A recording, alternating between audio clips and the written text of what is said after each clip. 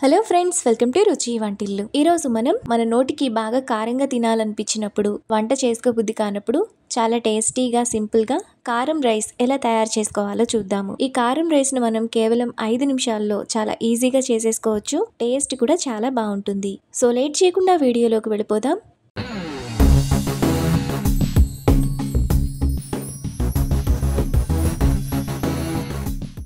ముందుగా కారం రైస్ చేసుకోవడానికి స్టవ్ మీద పాన్ పెట్టుకొని అందులో 1 టేబుల్ స్పూన్ ఆయిల్ వేసుకోవాలి. ఆయిల్ వేడైన తర్వాత 1 టీ స్పూన్ తాలింపు గింజలు, 1 టేబుల్ స్పూన్ పల్లీలు వేసుకొని మీడియం ఫ్లేమ్లో ఫ్రై చేసుకోవాలి. ఆవాలు చిటపట్లాడి పల్లీలు వేగిన తర్వాత పొడవుగా కట్ చేసుకున్న 2 పచ్చిమిరపకాయలు, 2 రెమ్మల కరివేపాకు, 2 టీ స్పూన్ల కూరల్లో వేసుకునే కారం వేసుకొని ఒకసారి మాత్రమే కలుపుకోవాలి. కారాన్ని బాగా ఫ్రై చేసుకోవాల్సిన అవసరం లేదు, ఒకసారి కలుపుకుంటే సరిపోతుంది. ఇలా కలుపుకున్న తర్వాత అందులో 1/2 టీ స్పూన్ కంటే కొంచెం తక్కువ అల్లం వెల్లుల్లి పేస్ట్ వేసుకొని ఒకసారి కలుపుకోవాలి. ఇలా కలుపుకున్నాక అందులో 200 గ్రాములు ఉడికించిన రైస్ను వేసుకోవాలి.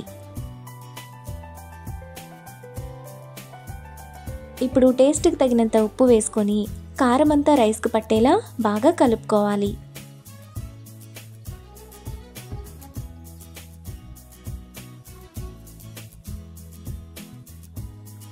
కారం అంతా రైస్కి ఈ విధంగా బాగా పట్టిన తర్వాత సన్నగా తరిగిన కొత్తిమీర కొద్దిగా వేసుకొని కలుపుకోవాలి.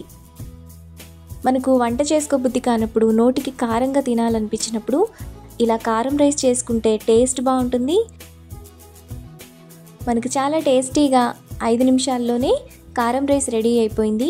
ఇప్పుడు ఈ రైస్ను వేడివేడిగా ప్లేట్లోకి తీసుకొని కొద్దిగా ఉల్లిపాయ ముక్కలతో సర్వ్ చేసుకుంటే ఎంతో టేస్టీగా సింపుల్గా చేసుకుని కారం రైస్ రెడీ.